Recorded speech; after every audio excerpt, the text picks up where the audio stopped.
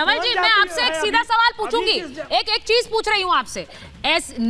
नेताओं को हमने देखा है चुनाव भर जाति का कार्ड लेकर चुनाव लड़ते हुए।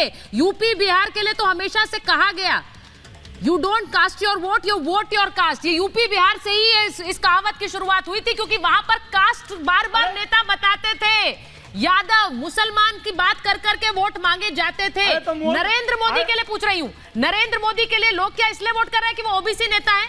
क्या वो ओबीसी प्रधानमंत्री है इसलिए वोट कर रहे हैं? नहीं, मैं कह रहा हूं, नहीं, नरेंद्र मोदी जी ने खुद अपना परिचय पूरे देश को दिया था कि मैं ओबीसी समाज वो हकीकत है, लेकिन क्या वो ओबीसी के नाम पर वोट मांग रहे हैं? नहीं कहा था, आप बिहार यूपी कर रहे हो तो गुजरात में थे। ठीक है, ठीक है, ठीक है। क्या ओबीसी के नाम पर नरेंद्र मोदी को ओबीसी प्रधानमंत्री प्रोजेक्ट करेगी बीजेपी? राखी जी, कि ओबीसी प्रधानमंत्री है तो ओबीसी साथ है?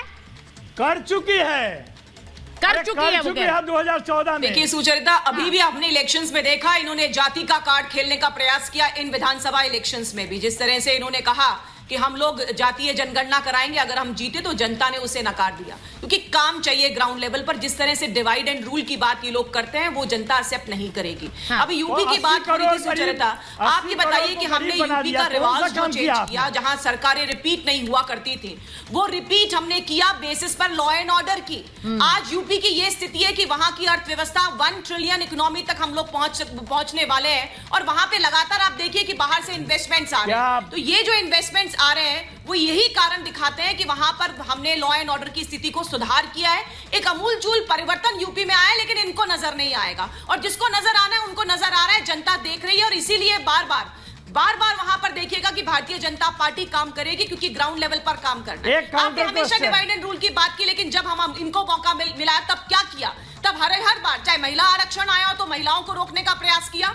जब ओबीसी की बात आई पहले भी तब आपने कभी भी इस बारे में कोई काम करने का कोशिश नहीं की, लेकिन अब सिर्फ और सिर्फ वोटों की राजनीति के लिए ये काम करना चाहते हैं। और जब मोदी जी कहते हैं तो आदरणीय दीनदयाल उपाध्याय जी की थ्योरी पर कहते हैं कि अंत्योदय, अंतिम छोर पर खड़े व्यक्ति तक जब तक सरकार की योजनाएं उनका लाभ नहीं पहुंचेगा, तब तक हमारा देश आगे नहीं बढ़ सकता। और मुझे अच्छा लगता है इस बात को कहते हुए कि हमारे देश के अंदर हम लोग सिर्फ और सिर्फ काम के मुद्दे पर जाना चाहेंगे, जनता के बीच में विकास के मुद्दे पर हम लोग नेशन फर्स्ट। नहीं, वो राखी जी वो ये कह रहे हैं कि आप कन्वीनियंटली अपने नेता को ओबीसी नेता प्रोजेक्ट कर देते हैं जब उसकी जरूरत होती है, और जब नहीं होती तो आप कह देते हैं कि कोई कास्ट नहीं है, कोई जाति नहीं है। ये बात वो कह रहे हैं, और इसके बारे में बीजेपी को मंथन करना होगा। या तो कोई कास्ट नहीं है, या फिर अगर है तो फिर आप ओबीसी वाली जो बात आप कर रहे हैं तो फिर उनको भी आप उसमें कटघरे में नहीं खड़ा कर सकते हैं। मेरे पास समय इतना ही था महाभारत में। बहुत बहुत धन्यवाद। 2024 बहुत करीब है, मुझे लगता है ये बहस और ज्यादा ही बढ़ेगी, और मुझे लगता है समय भी उसके साथ साथ हमें ज्यादा मिले तो ये मंथन चलता रहेगा। बहुत बहुत धन्यवाद आपसे।